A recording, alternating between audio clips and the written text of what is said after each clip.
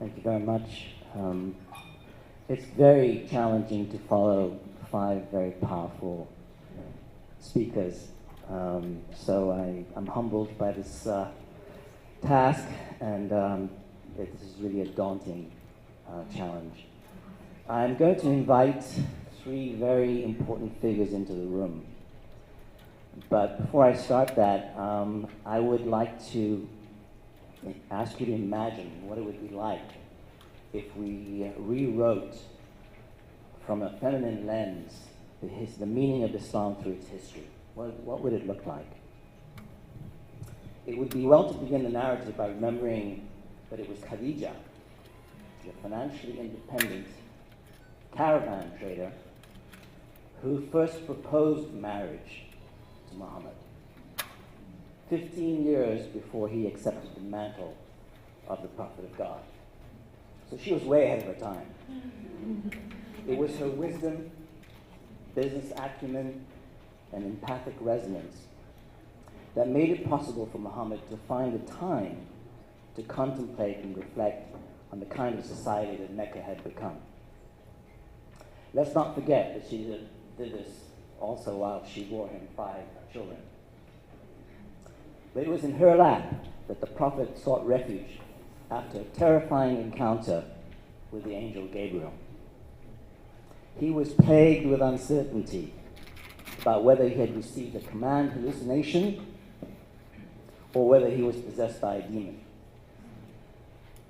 She instinctively knew what to do to alleviate his anxiety.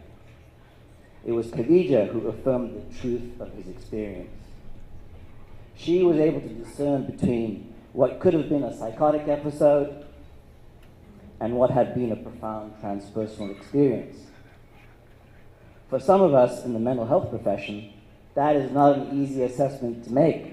We have to go through thousands of hours of clinical training, years of education in clinical psychology before we can make that kind of assessment. But Khadija was able to make that in a moment. It was because of Khadija that Muhammad was actually able to accept and fulfill his mission as the prophet of the desert Arabs. Clearly, without her, he was really unable to make sense of his first transpersonal experience. What does that say about feminine light? 2 more historic figures I'd like to invite into the room. They deserve our attention when we think about the early narrative of Islam, because they were the ones who spoke truth to power. The Prophet's fiery favorite wife, Aisha, who was wise beyond her years, and Salama, his 6th wife. Aisha is a controversial figure because she was merely a teen when the Prophet sought her counsel. She worked to ease the suffering of the poor and tend to the sick. I think she would really support the founder of Paki.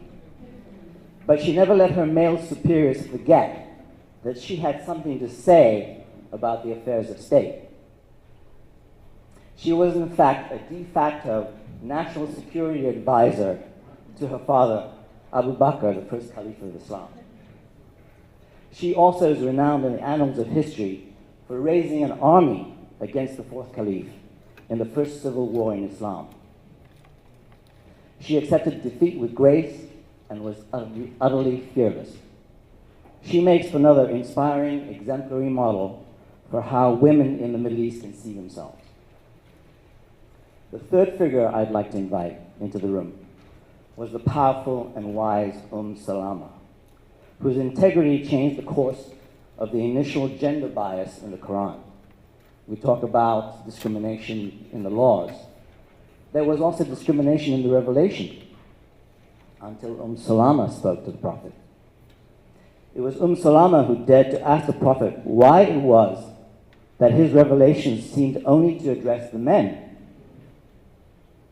It was after this challenge to God's word that the first gender-neutral verse was revealed, addressing both men and women. So the power of feminine light can change an entire revelation. I think that's amazing. It was also Salama's advice that Muhammad sought after the Treaty of Hudaybiyah. The Prophet accepted her guidance to break the mood of disappointment at his decision to compromise and to return on the pilgrimage the following year. This is a very famous event in Islamic history.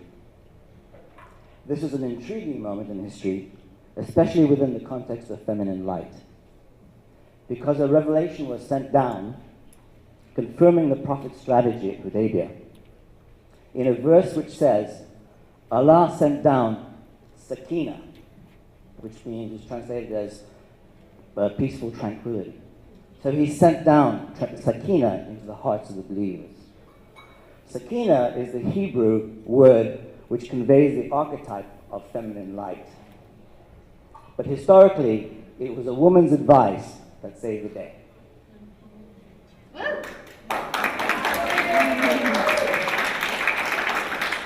The list of women who impacted the evolution of Islam is endless. From Rabia of Basra, renowned as the first of the Sufi mystics, to Queen Asma and Queen Arwa of the Yemen, from Queen Noor and Queen Rania of modern-day Jordan, to Iran's Nobel laureate and peace activist Shirin Ebadi. Beg your pardon. Let's not forget those who continue to challenge our thinking about Islam.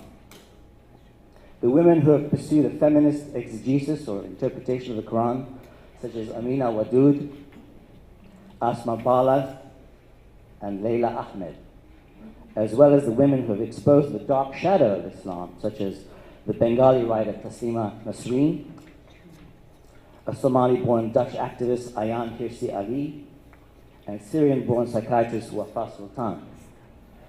We owe them all a debt of gratitude for showing us different ways to answer the question about how we might see women in the Middle East. Thank you. Thank you.